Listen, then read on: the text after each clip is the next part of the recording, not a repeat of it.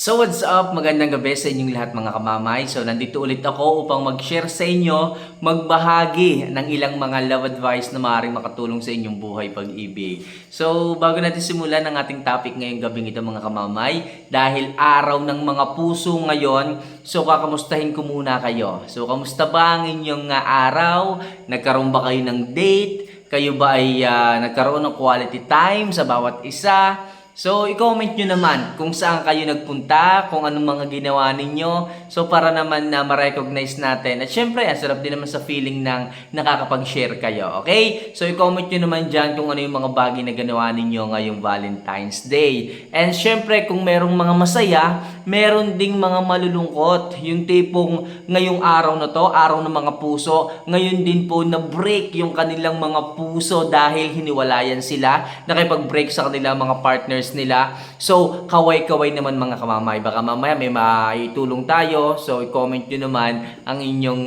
pinagdadaanan ngayong oras na to.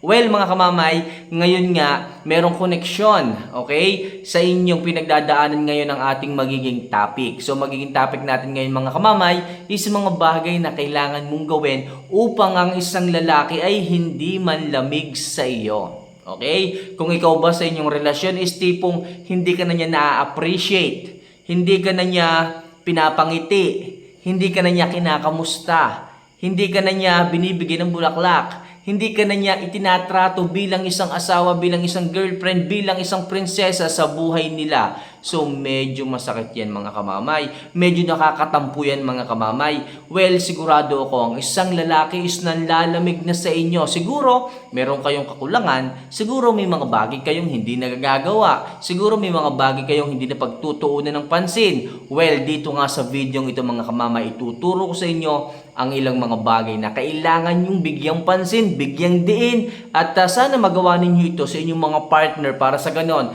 hindi sila manlamig sa inyo at manatili ang init sa pagitan ninyong dalawa. So bago natin simulan yan mga kamamay, sigurado ako excited na kayo. Huwag nyo lang kalimutan na pindutin ang subscribe button, notification bell, and syempre, i-like mo na rin, napakahalaga niyan, ang ating video para mas marami pa tayong mga subscribers, mga kamamay, mga sawi ang puso na matulungan gamit ang video ito. So kung napindot mo na yung mga buttons na yan, maraming salamat sa iyo at simulan na natin ang ating topic ngayong gabing ito. So ano nga ba yung mga bagay na kailangan mong gawin upang hindi manlamig sa iyo ang isang lalaki?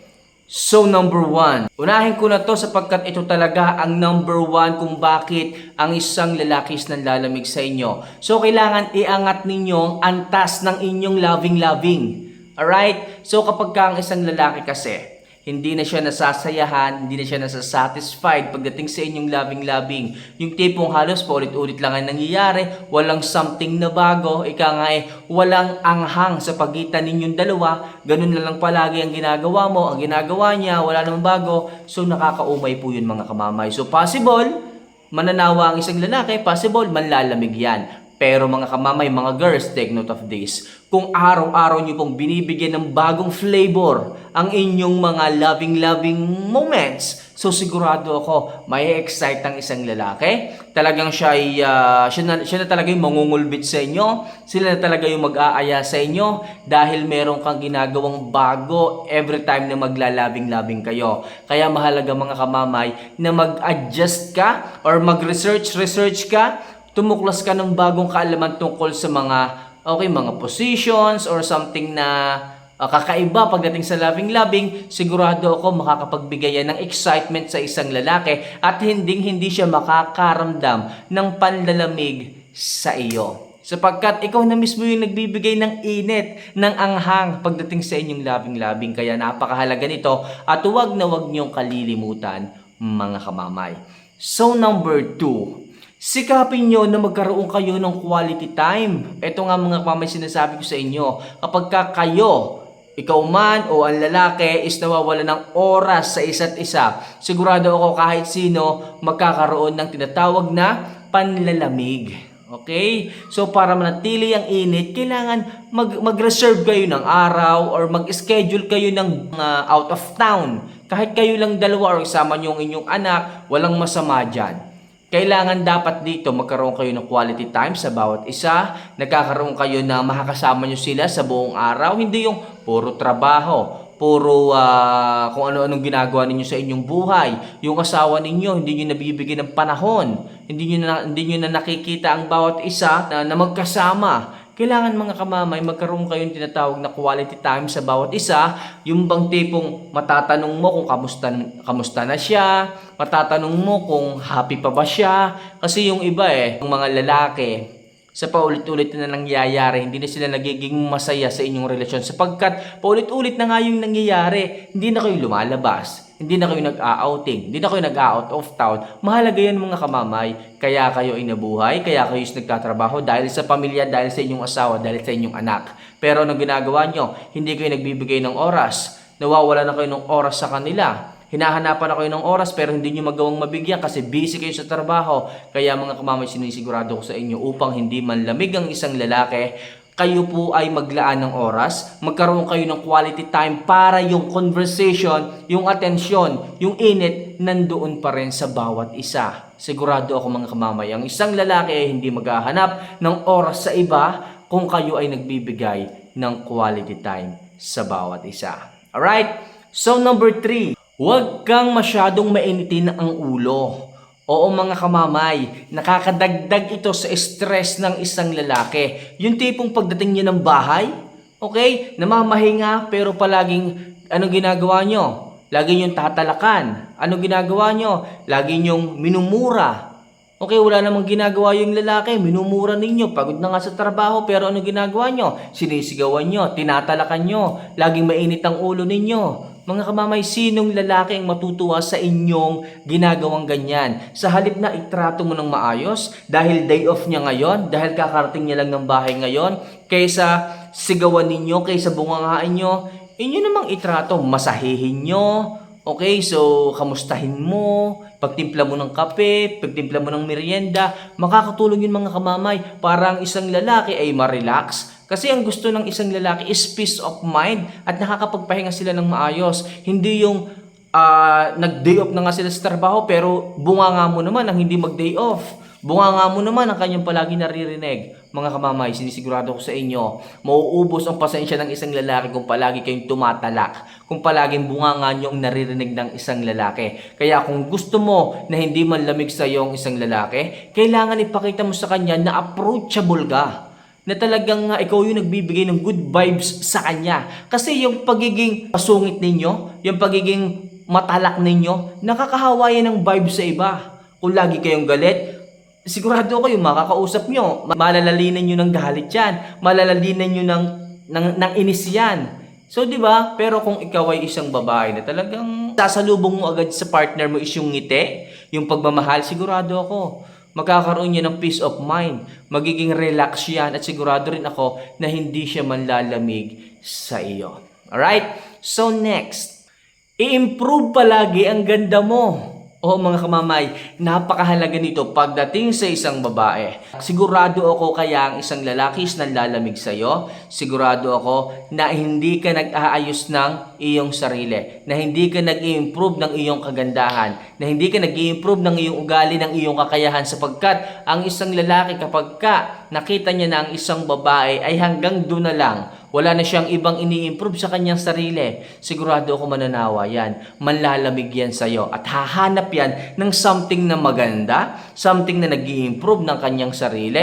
At baka sa iba niya yun makita. Kaya mga kamamay, sinasabi ko sa inyo mga girls, kung ayaw nyo ang isang lalaki ay tumingin sa iba, kung ayaw nyo ang isang lalaki ay mahumaling sa iba, sa isang babaeng nagpapaganda, sa isang babaeng nagpapasexy, sa isang babaeng nagsusumba, sa isang babaeng nagwa-workout, kailangan sa inyo mismo manggaling yung mga bagay na yan. Kailangan sa inyo mismo magsimula yung pag-i-improve ng inyong sarili. Kung ayaw nyo or bago pa ang isang lalaki ay matukso sa iba na tumingin, kailangan ginagawa mo na to sa sarili mo ngayon pa lang. Sapagkat ang isang lalaki kapag nakita niya na wala kang pagpupursige sa iyong sarili, ang taba-taba mo na, hindi ka man lang makapag-jogging. Okay? So ibig sabihin niyan, meron siyang pagkakataon na tumingin sa iba, na makahanap ng iba at mapatingin sa mga babaeng conscious sa kanilang health. Okay, kaya mga kamamaya, sinasabi ko sa inyo, bago kayo magalit, bago kayo magtampo, kailangan gawin nyo rin yung mga bagay na gusto niya. Kailangan gawin nyo rin yung mga bagay na makakapag-improve sa inyong sarili upang ang isang lalaki hindi na lumingon at tumingin pa sa iba. Kaya sinasabi ko palagi, i-improve ninyo ang inyong ganda at pangangatawan. Alright? So next, bigyan mo siya ng regalo paminsan-minsan. Oo girl, kailangan mo rin siyang bigyan ng regalo paminsan-minsan. Hindi lang palaging ikaw ang naghihintay ng abot ng pera, ng sulit ng kinita, o hindi lang palagi ikaw ang nariregaluhan. Kailangan bilang isang babae, marunong din kayo mag-appreciate ng effort ng isang lalaki. Yung tipong magbigay kayo paminsan-minsan lang naman ng gift o regalo sa kanila. Para sa kanila, napakalaking bagay na nun. Yung tipong naaalala nyo sila, timo yung ibang mga padre di pamilya dyan, hindi na sila nakakabili ng para sa kanila. Ultimo yung kanilang mga brief, kahit butas-butas, pinagtsatsagaan. Tapos yung kanilang kinikita, sa pamilya na lang inilalaan. Kahit sila is wala na, okay lang sa kanila yon.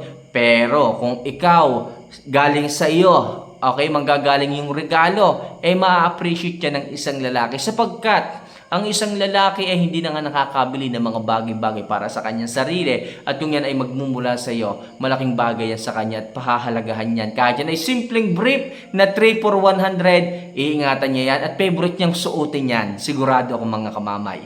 Alright? So next, magbigay ng respeto sa kanya at syempre sa sarili mo. Oo mga kamamay, bilang isang lalaki. Kahit hindi nyo na siya mahalin ng maayos, kahit hindi nyo sila mahalin ng to the max or tipong mahalin ng sobra, basta yung respeto wag na wag nyong aalisin. Sapagkat sa isang lalaki, napakahalaga nang sila ay irespeto ninyo. Hindi nyo sila binabastos, hindi nyo sila sinisigawan, hindi nyo sila ipinapahiya. Diba? Doon pa lang mga kamamay, nandoon na yung respeto. Ibig sabihin, ginagalang nyo sila, nirerespeto nyo sila bilang isang lalaki sa inyong relasyon. Isa yung bagay na talagang hahangaan sa inyo ng isang lalaki kung sila is inirerespeto mo. At sigurado ako, ang balik nito pagdating sa inyo ay talagang paggalang din ng isang lalaki. At sigurado ako, kailanman ay hindi man lalamig ang isang lalaki kung ito ay iyong inirerespeto.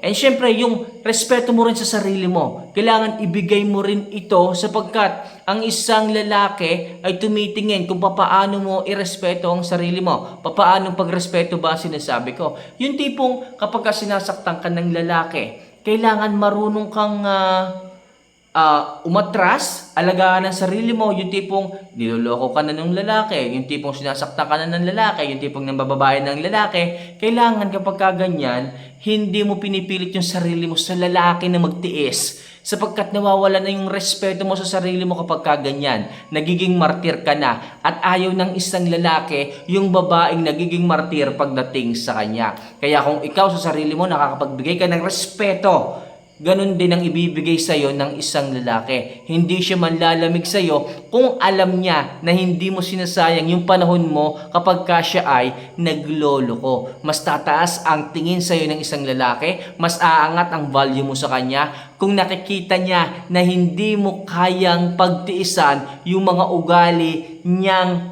toxic pagdating sa inyong relasyon. So tataas nga ang tingin sa iyo ng isang lalaki kung ikaw ay high value pagdating sa sarili mo at kaya mong alagaan ang sarili mo at syempre kaya mong ibigay ang respeto sa sarili mo. Ganun lang po kasimple yun mga kamamay.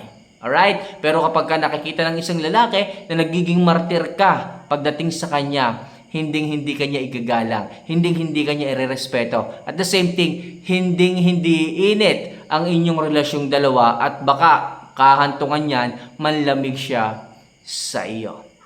So, ang gusto kasi ng isang lalaki is something challenging. Something na matcha-challenge sila pagdating sa isang relasyon. Kaya kung ikaw is martir ka pagdating sa isang relasyon, nagtitiis ka pagdating sa isang relasyon, tandaan mo, hindi kanya kayang irespeto kapag ka Ganyan. Kasi sinasanay mo yung lalaki eh. Sinasanay mo na maging okay lang sa iyo yung mga bagay na hindi naman tama pagdating sa inyong relasyon. Kaya mga girls, shoutout sa inyo. Kung alam nyo na hindi healthy para sa inyong relasyon, marunong dapat kayong mag-react. Hindi yung tanggap lang ng tanggap. Hindi yung tiis lang ng tiis. Hindi yung martir lang ng martir pagdating sa kanya. Huwag ganun mga kamamay. Hindi tataas ang value mo pagdating sa isang lalaki. So paano mga kamamay, ilan lang yan sa mga bagay na kailangan mong gawin upang ang isang lalaki ay hindi manlamig sa iyo. Hopefully masundan mo at gawin mo lahat ng mga tips na to at sigurado ako makakatulong yan sa inyong buhay pag-ibig. So once again, andito ulit ako, okay, ang inyong mamay. So papaano, see you for our next vlog. If ever na meron kayong katanungan, mag-comment kayo, magre-reply ako sa inyong mga katanungan. And syempre para maliwanagan din kayo pagdating sa inyong mga mga gustong malaman pa. So, paano mga kamamay? See you for our next vlog. Paalam po.